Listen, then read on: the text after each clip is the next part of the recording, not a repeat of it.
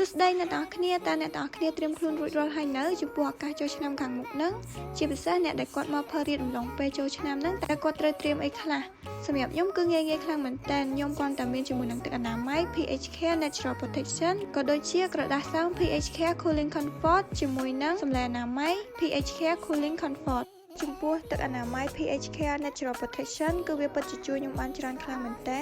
ជាពិសេសនោះគឺវាផ្ដល់នូវភាពស្រស់ស្រាយក៏ដូចជាការពារពីបាក់តេរីមិនល្អដែលបណ្ដាលឲ្យធ្លាក់សក៏ដូចជារមាស់ជាដើមចំពោះក្រដាសសើម pH Care Cooling Comfort វាពិតជាជួយខ្ញុំបានច្រើននៅពេលដែលខ្ញុំទៅបន្ទប់ទឹកសាធារណៈគឺវាអាចជួយការពារនៅតំបន់ពិសេសបានយ៉ាងល្អហើយជាពិសេសនោះគឺសម្លេអនាម័យ pH Care Cooling Comfort ដែលវាជួយធ្វើឲ្យយើងមានផាសុកភាពនៅពេលដែលយើងប្រើប្រាស់ដោយសារតែវាមានស្រទាប់ស្ដើងនិងងាយស្រួលបត់បែនអញ្ចឹងកុំភ្លេចសាកមកប្រើប្រាស់ជាមួយនឹងផលិតផល pH Care ទាំងអស់គ្នាហើយវីដេអូរបស់ខ្ញុំក៏មានតែប៉ុណ្្នឹងដែរជួបគ្នានៅវីដេអូក្រោយបាយបាយ